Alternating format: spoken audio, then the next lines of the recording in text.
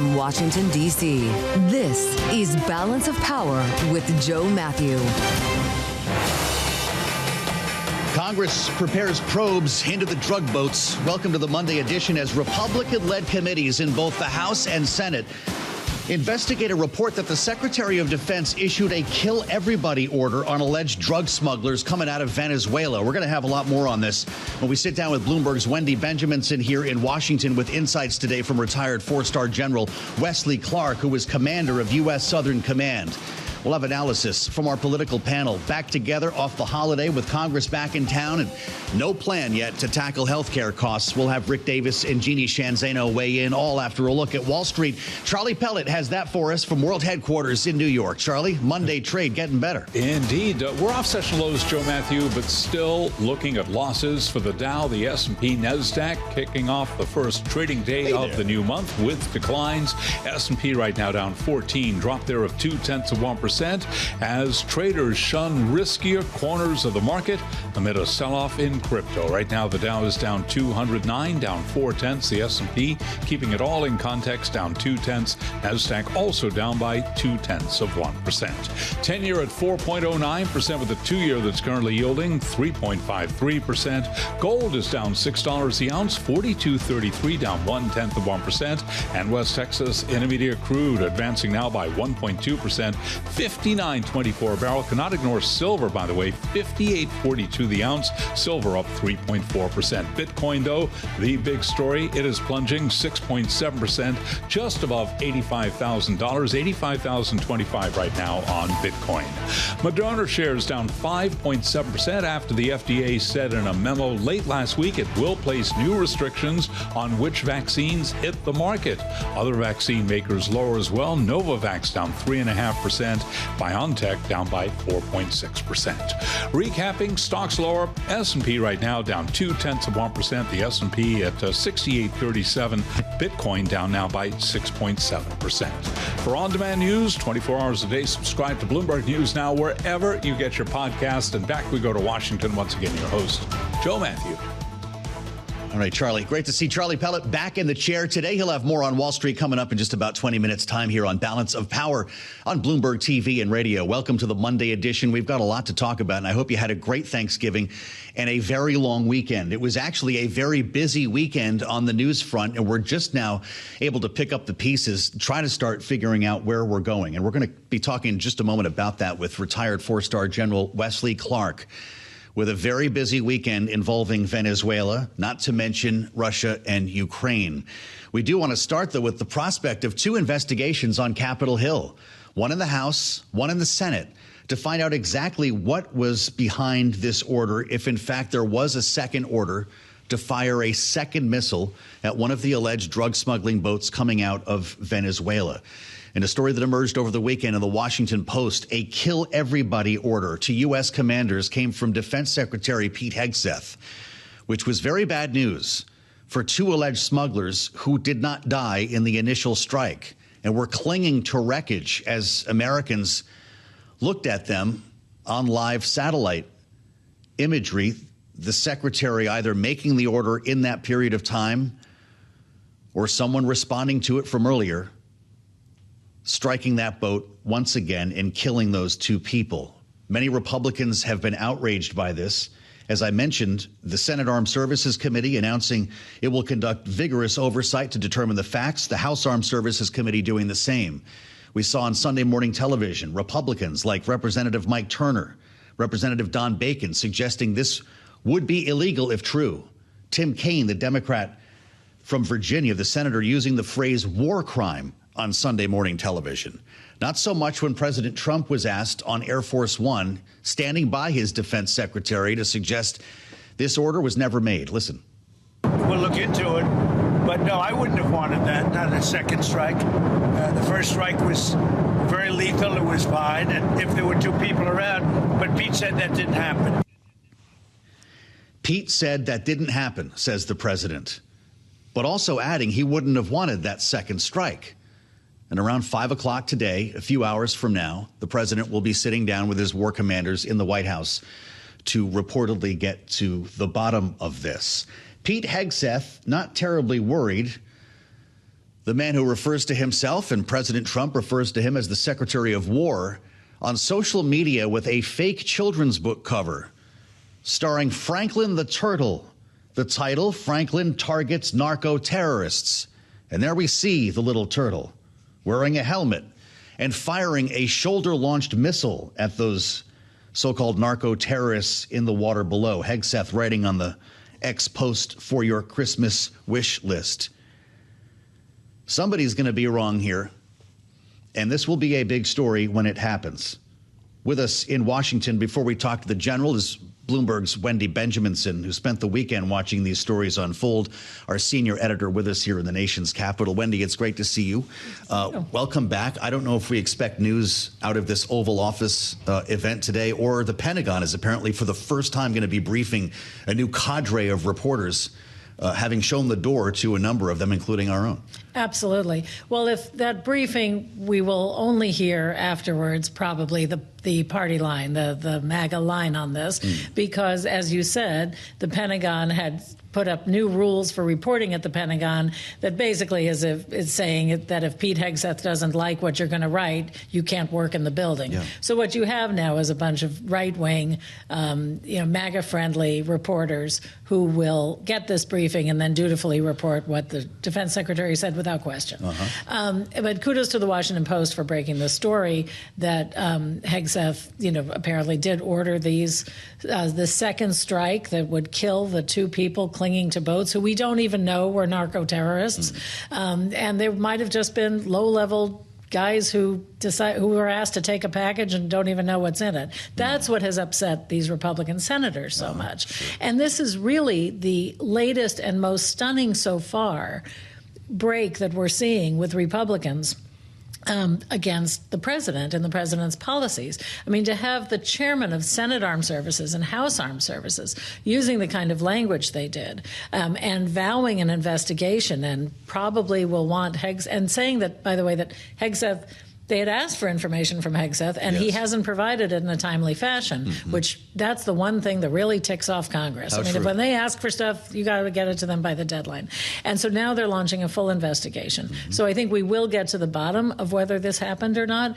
But and that line from Trump that if that's what happened, I wouldn't like it. Yes. That actually could cost Hegseth his job. That's what I want to ask you about. We've tried to parse the president's words before. It's usually not a very successful endeavor. But if you listen to what he said, I'll just read the words.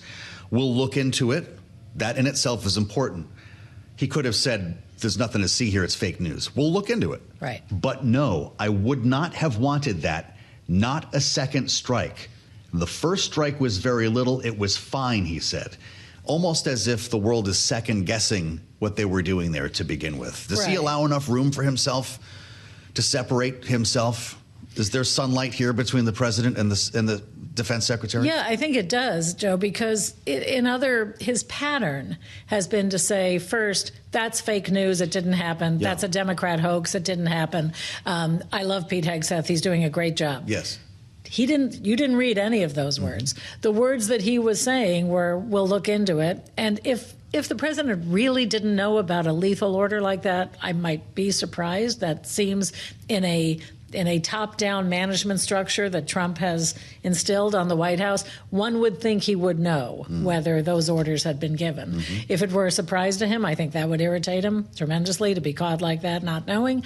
And then, he does like Hegseth, but I don't know really how much he likes Hegseth, enough to keep him on in the face of a revolt from Congress. Well, this is pretty remarkable, Wendy. We thank you for helping us walk through it here. Bloomberg senior editor Wendy Benjaminson with us live in Washington as we add the voice of the general, and deeply curious to hear what Wesley Clark thinks at this moment, because he was actually the boss in Southcom, commander of U.S. Southern Command, retired four-star general in the U.S. Army, now, of course, at Wesley Clark and Associates. General, welcome back to Bloomberg TV and radio. I don't know if we're even asking the right questions here, which is why I'm very glad to have you with us as part of our conversation. So I'll start with the investigations. These two committees in the House and the Senate, how important are these investigations going to be, and will that be the official word on what happened? They are important. Thanks for having me on. They are important, and they will get to the bottom of it. I'm confident. and that will be the official word unless, the Secretary of Defense suddenly comes out and throws everything out into the public. Mm-hmm. Does this conversation worry you when you hear senators using the term war crimes? I think it's the tip of the iceberg, really, because there's been concern about the Venezuela operation from the beginning. First of all, it represents at this time a distraction from what's going on with Ukraine, where Ukraine is fighting for what Americans believe we have. The majority of the American people want to support Ukraine, and this seems to be a distraction to enable the rug to be pulled out from under Ukraine in what was a 28-point peace plan. Now, that may not be going forward, but that's the first thing. Then the second thing is, what's the objective in Venezuela? Why are we going against Maduro? Sure, maybe we don't like him, but are you going to put 25% of the U.S. Navy down there indefinitely? What's the point? What's the objective? What's the strategy? And what about the rest of our global responsibilities? That's the second thing. And then there's the business of striking these boats. And then there's, and this is like the cherry on top, that's the allegation that maybe there was a war crime committed here on the order of the Secretary of Defense. So there's a lot to unpack here at this time, to be honest with you. Wow. Well, that's why we're glad to have you with us. If this, in fact, turned out to be true, as was described by the report, the first strike, 2 men survive. We went back and hit them again without taking them captive, without boarding the vessel, without trying to investigate where they were from. And maybe they had imagery of these men getting on that boat. Even with that said, would that equal a war crime? Well, I'm not a lawyer, so these things are always under law. But all of us in the armed forces were told there are obvious crimes that you don't do. No matter who says to do it, you don't shoot a prisoner. You don't kill unarmed civilians. And so these people were basically no threat to the United States. Their mission was finished with the destruction of the boat. So they sort of fall in the category of people who were no threat, and they shouldn't have been killed. Yeah, it looks like a war crime, prima facie. Wow. General Alvin Halsey, the admiral, who is retiring as the head of U.S. Southern Command, may well be called to testify before these committees. How important would that be, knowing that he can't play with the truth on this? And he was, of course, at odds with Hegseth over the operation. That's why he's stepping down. Will Admiral Halsey be the key to this case? Not necessarily. We don't know where the reports came from. And looks like it was under the SOCOM rather than Southcom. So it might be the Special Operations Command commander who has to testify. Now, what we don't know is why Admiral Halsey was unhappy and why he's stepping down early. So maybe he'll be a peripheral witness in this. But it doesn't sound like he was under the chain of command. Maybe he was uncomfortable with the whole operation, or maybe they just had it out for him for some reason. There have been over 20 general and flag officers fired by this or forced to resign by this administration. And there's never really been an explanation for most of it. It is unusual. Normally it's not done. And it does worry people in Congress that the military is being politicized. The whole idea of the United States Armed Forces, like the civil service, is you work for whoever the people elect. You're not partisan. And that's been a really important principle in the U.S. Armed Forces. What did you make of President Trump's post over the weekend addressed to airlines, pilots, drug dealers, and human traffickers? He said, please consider the airspace above and surrounding Venezuela to be closed in its entirety. Does the United States have the right to close Venezuelan airspace, General? How would that work? I don't know, but if I were a pilot, I would stay out of Venezuelan airspace. And I would imagine the international civil aviation authorities are coming back to the United States, and there's discussion about this right now. Boy. Well, we know that we've got quite the armada set up in that area, General. We've talked about that. It remains, including the Jerry Ford Carrier Strike Group. President Trump said on Air Force One last evening that he had a phone call with Nicolas Maduro, the very leader here we're considering replacing in a regime change operation. If you put your diplomat hat on, what do you make of these dual tracks that the administration is taking? Well, I think it should be dual tracked. You know, before the invasion of Iraq in 2003, we were trying to persuade Saddam Hussein to leave. Apparently, we had offered him $2 billion if he'd just get out of town. And we were told, basically, he was afraid that even if he took the money, he'd never live to use it because someone would knock him off. So he elected to stay and tough it out. I don't know whether President Trump offered Maduro any money or not. But the desirable way to settle this at this point is for Maduro to leave. And that's the signal that he's been given. Now, is it wise U.S. policy? Is it the right strategy? Is this where our national priorities are? Those are different matters. But just in terms of the operation, the easiest resolution, the cleanest resolution, is for President Trump to say, look, I got a bunch of stuff out here. A lot of bad things could happen. You don't want that to happen, especially to you personally. Here's a little bit of money. Go somewhere else. But apparently funds weren't offered. And Maduro has said, no, maybe there's going to be a second phone call at some point. Boy, this is day to day, hour to hour.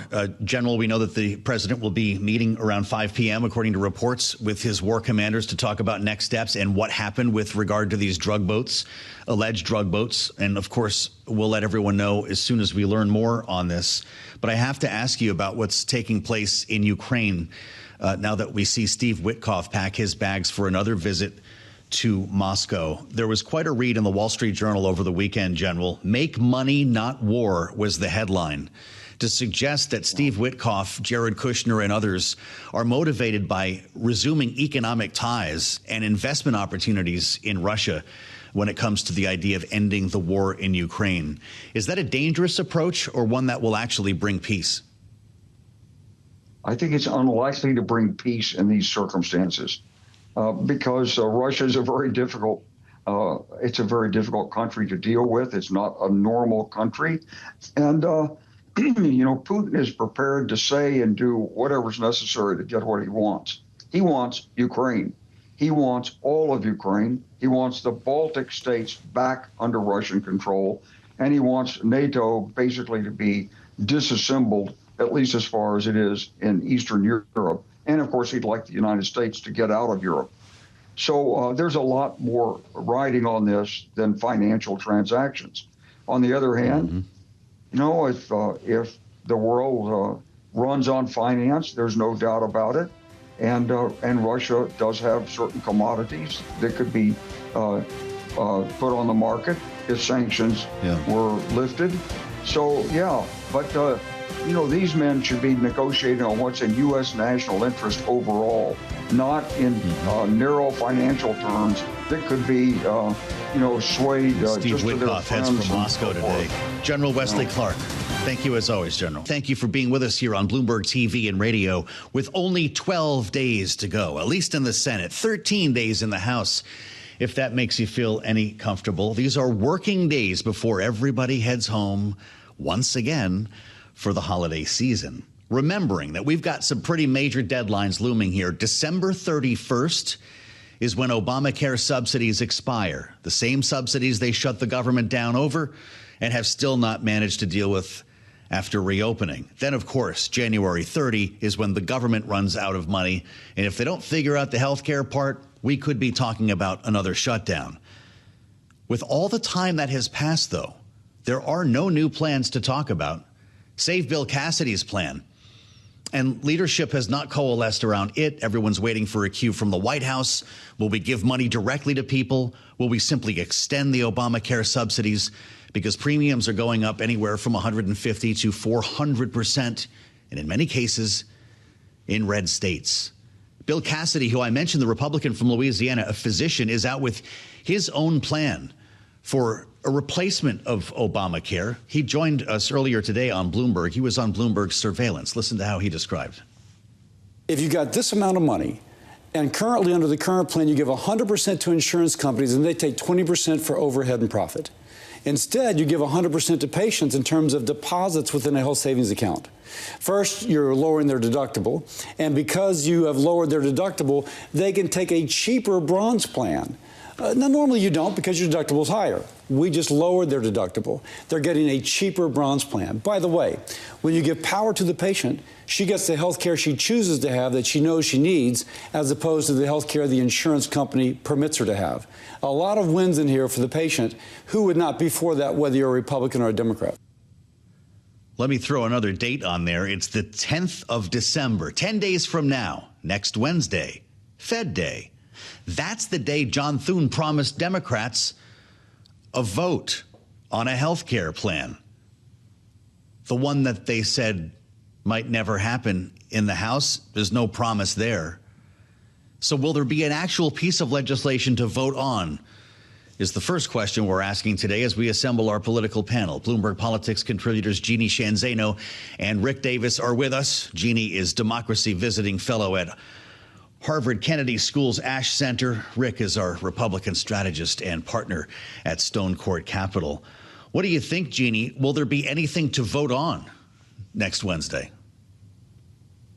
Yeah, hard to believe it's Fed Day and the big expected vote. I'm not sure because we haven't really seen anything on paper yet. And kudos to Senator Cassidy for having more than just a theory or a concept of a plan. That has been few and far between on the Republican side. So kudos for him. The problem is what you said at the top, Joe, which is, 12 to 13 legislative days left. I don't think we could see anything beyond some kind of kicking the can, whether it is an extension for a year or some kind of extension. Something like Cassidy is talking about is an important idea. It's good to consider, but it's going to take a lot more time, not just in the Senate, but when we look at the House where the real challenge is. So I think the best we can see this month is going to be something of a kicking the can. Kick the can, Rick. What if we don't have anything to vote on next week? What happens then? Well, if we don't have anything to vote on, it probably means that the Democrats are having trouble finding their own plan to put forward. Remember, the onus is really on them to present a plan to be voted on. And I would be shocked if they don't show up with a 2-year extension to the Obamacare subsidies for insurance, 1-year plan with some tweaks on eligibility. I mean, it's really not hard. This thing has been really, really extensively debated and discussed, and including finding some support amongst Republicans for, sort of extending the plan for a year and not letting these subsidies drop off and the insurance prices go up so high. So I really honestly can't see why it's such a big deal in the Senate to have a vote on a plan that we know the Democrats are all uniformly in support of, and find, 5 or 6 or 7 Republicans to go along with that. That's kind of how we got to where we are. But I agree with Jeanne. I mean, like, how that plan gets through the House of Representatives, good luck. I would say the one thing that's building is there's a lot of fear amongst the Republicans around the fact that we don't have a plan in healthcare. We've just gone through the government shutdown related to this. We had nothing really to say about it. Cassidy does have a partial plan that a lot of Republicans may be willing to walk the plank on, but it doesn't really solve the major problem, and that is, does the voters who go to the ballot box in November for the midterm elections look at their House member who's a Republican and say, yeah, you helped me reduce the price of my groceries. You helped me reduce the price of my health care. And you did it all without increasing government spending. Boy, I think 3 strikes and you're out. I mean, so we'll see. But I do think that there's a lot of concern. Wow. Well, Jeanne, there was a plan. I think there have been a couple of them here on the Democratic side, as Rick alludes. Chuck Schumer, toward the tail end of the shutdown, showed up, remember, with a one-year extension. That was going to buy enough time to negotiate something larger. There are also proposals for permanent extensions. Why not just send that over to John Thune's office? I think that's what Democrats will try to do. I don't know if it will get through. I doubt a permanent extension at this point would have any chance, maybe a 1 year. I think of that as a real lifeline from the Democrats to the Republicans who are getting killed in the polling on this. But does it get through? Based on the reaction to Donald Trump's floating an idea of a plan for a 2-year extension, I think it was before Thanksgiving, the visceral negative reaction from Republicans in the House, particularly on that. Very, very tough to see that happening. And I think this all speaks to the fact that the president is finding himself on the wrong side of an issue that is quickly becoming paramount in the minds of most Americans, whether 60, 70, 80% in some polls of Americans saying we cannot afford to live. Healthcare is a part of that. And the president is doing everything else from designing ballrooms to planning attacks on Venezuela for unknown reasons. What he's not doing is getting out with the American public and saying, I've got a plan to address this, maybe because he knows his own Republicans in Congress are not willing to pass it. So he's really going to have to use his capital in the House if he has any hopes of pushing something through. But it is going to be an uphill battle for the president and the GOP at this point. Well, that is for sure. So if we have a vote next week, we'll see, Rick. How concerned are you about that other deadline at the end of January when it comes to government funding? Because it does seem that we could actually see a real budget with some minibuses come together here with maybe a little bit of time, maybe not required. Could we actually have an old-fashioned budget passed, or am I starting to lose my mind here? I think within what you just described, Joe, there are some appropriations bills that are ready to go. Maybe you combine them, as you said, into a minibus like they did at the end of the last spending bill, and do get some of that funding through. So some of the funding is permanent now for the fiscal year 25, and so I think there'll be probably enough momentum, especially before the holidays before the Christmas holiday to get something done. And has always been remarked on this show, of course, there's never a deal until your back is up against the wall in Congress on timing, and you can smell those jet fumes and getting ready to go home. So my guess is that's going to happen. There is an interesting battle going on in the House right now, where a lot of the more right-wing anti-debt anti-deficit Republicans are saying, let's just pass this bill. Let's just pass a permanent CR. It's not going to raise spending. It's, who cares at this stage? We've only got, 8 months to go before the fiscal year is over. And we can at least go home and say we held the line on new spending, which is going to be one of the three stools of the leg, I think, that are going to, sort of force these guys to make some decisions when it comes to what's in it for the taxpayer. So I think there are a lot of hard decisions to make, but it's set up pretty well for getting a deal done before the end of the year. Jeanne, we've got our eyes on Tennessee's 7th congressional district, where there's going to be a special election tomorrow. And I wonder if you think all of this plays into the outcome. This is a Trump plus 22 district. But Donald Trump is actually going to hold a tele-rally this evening. The Speaker of the House is going to be on the line to support Republican Matt Van Epps. President was also on Truth Social over the weekend talking about Van Epps' Democratic challenger, Democratic State Rep Afton Ben. I'm asking you to get out and vote for Matt Van Epps. He says he will be a great congressman. Unlike his opponent, he cherishes Christianity and country music. She hates them both. I don't know if that's true, Jeanne, but in our remaining moment, can you win Nashville if you hate country music?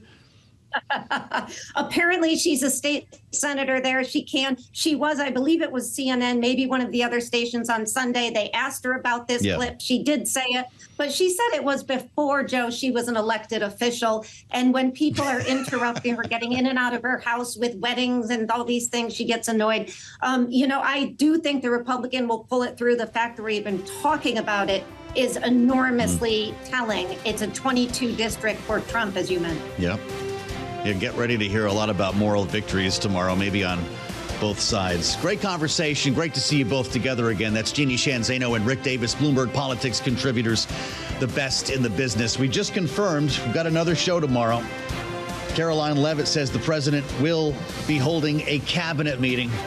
We'll bring it to you here on Bloomberg. Great to have you as well on Bloomberg TV and radio. The Monday edition underway with some big questions that we're asking about the congressional agenda, as we just explored with our political panel. But also, when it comes to war and peace, Steve Witkoff is getting on an airplane today, probably packing his bags right now.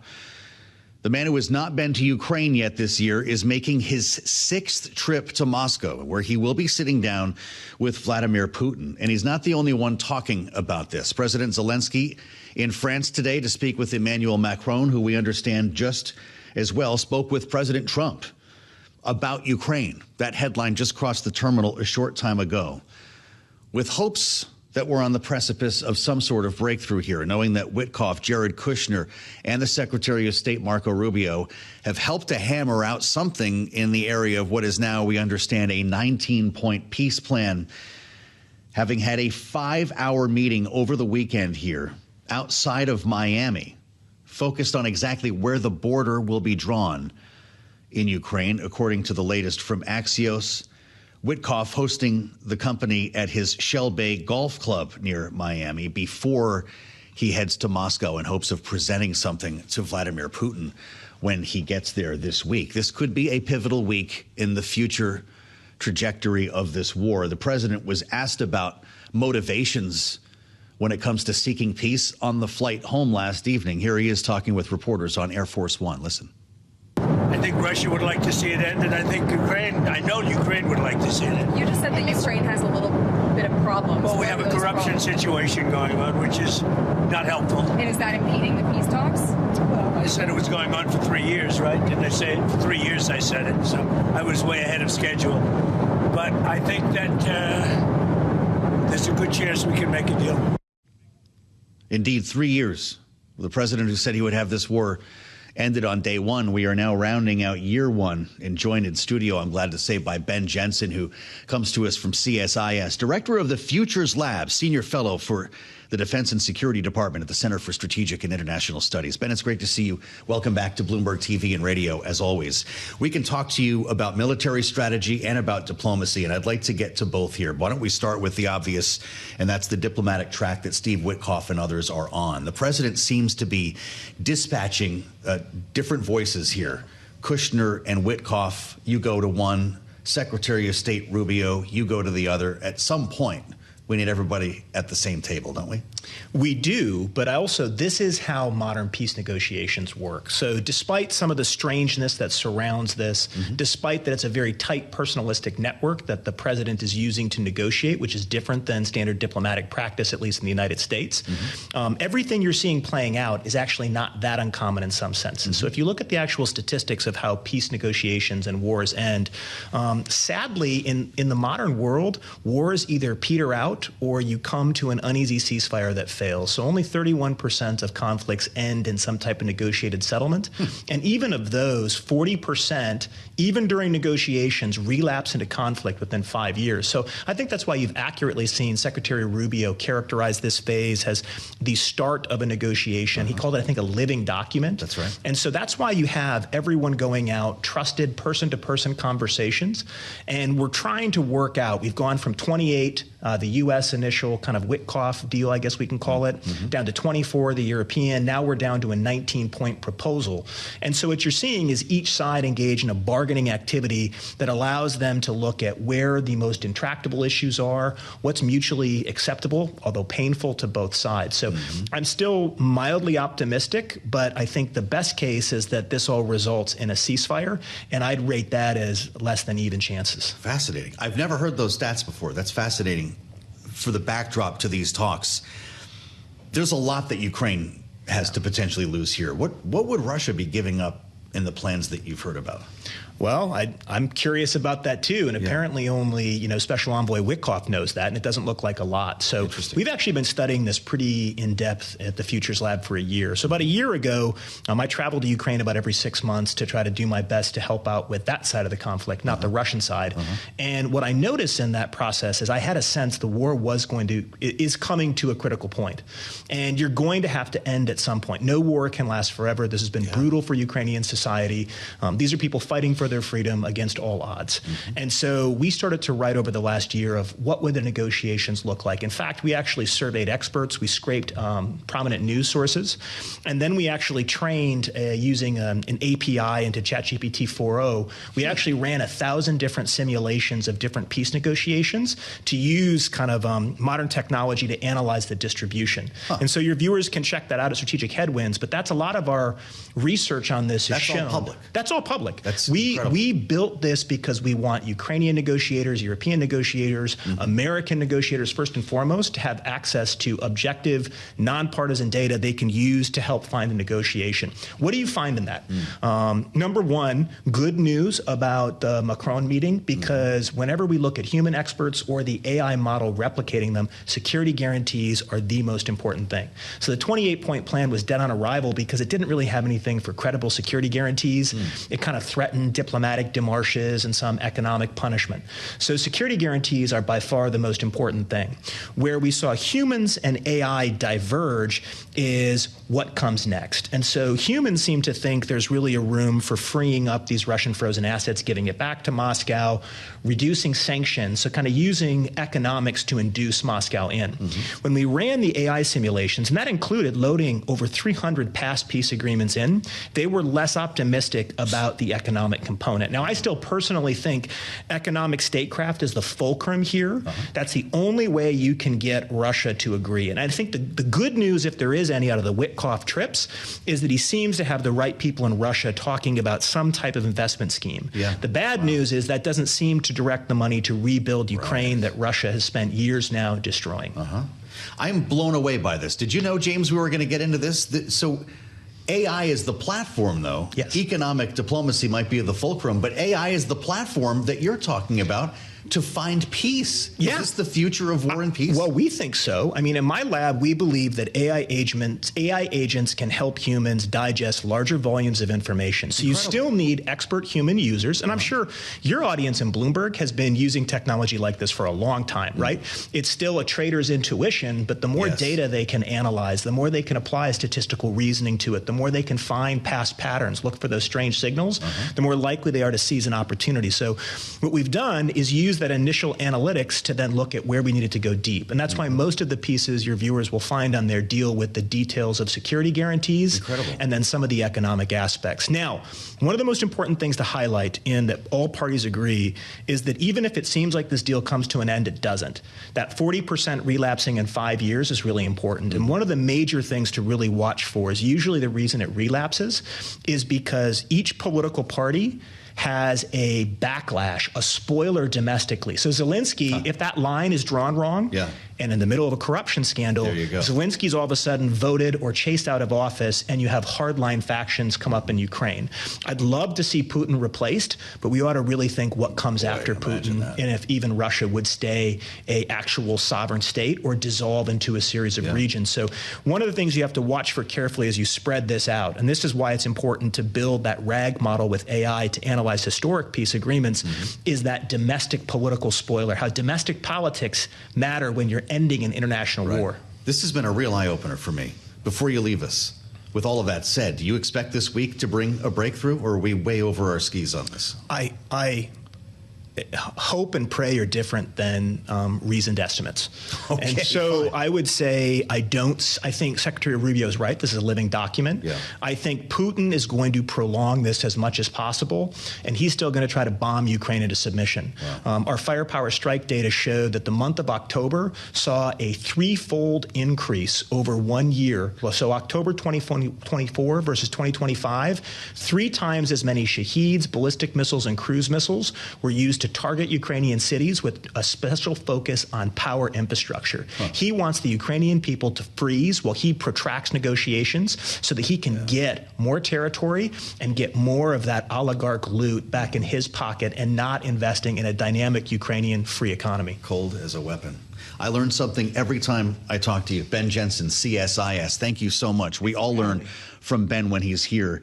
Back it up on YouTube or on TV or subscribe to the podcast, because I haven't heard that anywhere. Center for Strategic and International Studies, Ben Jensen. I'm Joe Mathieu in Washington as we round out Balance of Power here for this Monday, the early edition. We want to just keep tabs on what's happening on Wall Street because we saw a real run at a recovery a short time ago. We're back in the red here, but well off our lows of the session. And Norah, Mulinda, Bloomberg markets correspondent, is with us now from World Headquarters in New York. We just can't help ourselves from buying the dip here, Norah. We clearly cannot. But I mean, we are seeing a lot of dip buyers out in the market, as you mentioned here. This is really encouraging to a lot of the sources that I've been speaking with, especially as we think about the momentum headed into year end. I mean, if you think about the fact that we've been seeing a rally, the longest streak of monthly gains since 2021. But as we sit here today, of course, we are seeing a bit of a breather from that rally as we are seeing stocks here falling into the red. And it's a little bit of risk off sentiment that we're seeing percolating right now, especially as we see a lot of traders looking ahead to the Fed meeting. There's still a lot of unrest right now, a lot of questions right now about the strength of the consumer. But I mean, of course, we did get that retail picture here from Black Friday here that really did show us that we are seeing strength in the consumer, despite the fact that there were a lot of concerns about resiliency there. Bitcoin remains a problem here. I guess crypto across the board. We're back below 85,000, Norah. A lot of the narrative last week and the week earlier when things started to fall out of bed was that crypto was the culprit here in leading stocks lower, that it was forcing people to raise money in stocks like NVIDIA and the Mag 7, and it's still going down, Norah. How should we be reading into this market-wide? Well, analysts are really looking at 80,000 as the new key support level here. And this is really a big difference from what we saw when we saw a rally of Bitcoin above 100,000. So we really are seeing some pressure here on this asset class. And it's no surprise when you did see a lot of people pulling out of Bitcoin when there is some sort of risk off sentiment in the market. But we did get that news from Strategy, of course, also seeing a sell off after they said that they had were creating a $1.4 billion reserve to pay for future dividend and interest payments. But a lot of investors are really saying that this isn't really quelling concerns more broadly, that a lot of these companies like Bitcoin treasury firms are actually going to be able to be forced to sell their Bitcoin holdings here, especially if we continue to see a downward trend. Yeah, well, we'll keep tabs on the rest of the session with your help, Norah. Thank you so much. Norah, Mulinda, back with us on Balance of Power. I'm Joe Mathieu in Washington, where we now have breaking news coming from the White House. In our remaining moment, I do want to let you know, and Caroline Levitt is talking about this with reporters in the briefing room. We have a document here about President Trump's MRI. He was asked about this on the plane last evening and could not detail what body part was being looked at. Apparently, according to Caroline Levitt, again, the White House press secretary, this was preventative. The MRI, preventative imaging, cardiovascular imaging, the president's cardiovascular system showing excellent health, abdominal imaging, perfectly normal. As I read from the letter, President Trump's cardiovascular imaging, perfectly normal. There is no evidence of arterial narrowing, impairing blood flow, or abnormalities in the heart or major vessels. The heart chambers are normal in size, it reads. The vessel walls appear smooth and healthy, and there are no signs of inflammation or clotting. Overall, cardiovascular system showing excellent health. The president made clear it was not likely his brain they were looking at. Now we know it was his heart, and we will have more on this on the late edition of Balance of Power. I hope you'll join me starting at 5 p.m. Eastern Time as we get back to reality in Washington. Lawmakers back on the Hill, and the president in the White House. We'll see you back here at 5 p.m. on the fastest show in politics on Bloomberg.